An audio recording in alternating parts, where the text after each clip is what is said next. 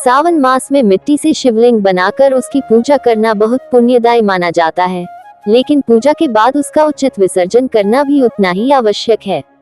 विसर्जन विधि। 1. पूजा पूर्ण होने पर प्रार्थना करें। भगवान शिव से प्रार्थना करें कि आपने जो पूजा की है वह स्वीकार हो और अपने दोष क्षमा करें। हाथ जोड़कर बोलें, हे शिव, मैंने श्रद्धा से जो पूजा की है कृपया उसे स्वीकार करें और मेरे जीवन को कल्याणमय बनाएं। 2.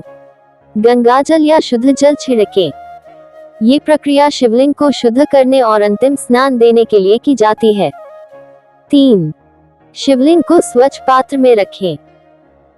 मिट्टी के शिवलिंग को धीरे धीरे उठाकर एक साफ तांबे या मिट्टी के बर्तन में रखें जिसमें पहले से जल हो। 4.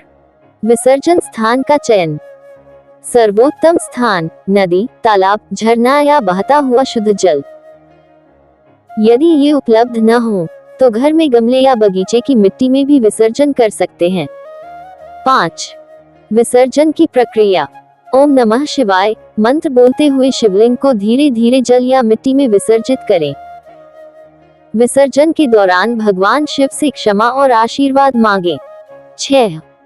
हाथ जोड़कर अंत में यह मंत्र बोलें, अपूर्वम शिवलिंग यन्मया निर्मित शुभ तत्सर्वम भगवान शंभो संपूज्यम समर्पितम। ध्यान देने योग्य बातें। मिट्टी के शिवलिंग को कूड़े में न फेंके, यह अपवित्रता मानी जाती है। फिर से उपयोग न करें। एक बार उपयोग हुआ शिवलिंग दोबारा पूजन के लिए न रखें। पूजा की सामग्री जैसे फूल, बिल्वपत्र, धूप बत्ती को भी किसी वृक्ष के नीचे, गमले में या नदी में विसर्जित करें। विसर्जन के बाद 5 मिनट शांति से बैठकर ओम नमः शिवाय या महामृत्युंजय मंत्र का जप करें।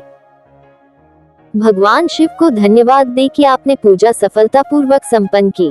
मिट्टी का शिवलिंग अस्थायी होता है, ये हमें जीवन की अस्थिरता की याद दिलाता है। जैसे शिवलिंग मिट्टी में मिल जाता है, वैसे ही हमें भी अहंकार और मोह को त्याग कर अंत में ईश्वर में लीन होना चाहिए। यह विसर्जन केवल मिट्टी का नहीं, बल्कि हमारे अहंकार का भी विसर्जन है।